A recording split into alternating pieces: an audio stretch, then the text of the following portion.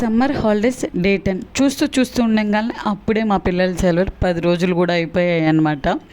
ఇంకా మార్నింగ్ లేచిన వెంటనే మాకు ఇది దొరికింది, ఈ ఫ్లవర్స్ ఇదనమాట. ఇంకా దీనికోసం ఇద్దరు కొట్టుకున్నారు. చివరకు మా రాక్షసి మా క్యాండీయే గెలిచింది. పాపం మాకేవి ఏడుస్తూ పడుకున్నాడు. ఇంకా కొంచెం సేపటికి చర్చికి టైం అవుతుందిలే అని చెప్పి రెడీ అయ్యి చర్చికి వెళ్ళిపోయాం. మాకేవి పాట నేర్చుకున్నాడనమాట. చర్చిలో చక్కగా పాడాడు భయపడకుండా. నేను చిన్నప్పుడు కొంచెం భయపడేదాన్ని అనమాట, మైక్లో పాడాలా అని చెప్పి, వాయిస్ సరిగా రాదు కదా ఎవరేమంటారో అని చెప్పి.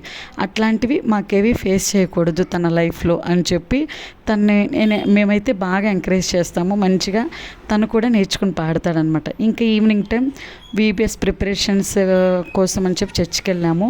ఇంకా యాక్షన్ సాంగ్స్ నేర్చుకున్నాము. కొంచెం సేపు ఉండి ఇంకా ఇంటికైతే వచ్చేసామన్నమాట.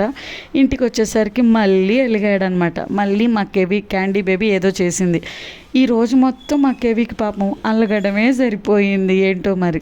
ఇంకా వాడిని బుజ్జగిచ్చి ఇంకా స్నానం చేయించి అన్నం తిన్న తర్వాత ఇంకా చల్లగాలికి రోడ్డు మీద అయితే బాగా ఆడారు. విజయవాడలో ఇవన్నీ కుదరవు కదా పాపం, ఇక్కడికి వచ్చినప్పుడే కదా ఈ ఆటలన్నీ.